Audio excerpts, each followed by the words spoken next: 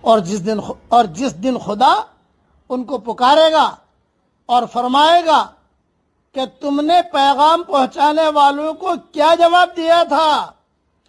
فَعَمِيَتْ عَلَيْهِمُ الْأَنبَاءُ يَوْمَئِذٍ فَهُمْ لَا يَتَسَاءَلُونَ، پھر اس دن ان کی تمام باتیں گم ہو جائیں گی تو وہ آپس میں بھی نہ پوچھ سکیں گے۔ فَأَمَّا مَن تَابَ وَآمَنَ وَعَمِلَ صَالِحًا فَعَسَىٰ أَن يَكُونَ مِنَ الْمُفْلِحِينَ، البتہ جس نے توبہ کی اور ایمان لایا اور نیک عمل کیا تو امید ہے کہ وہ فلاح پانے والوں میں سے ہوگا۔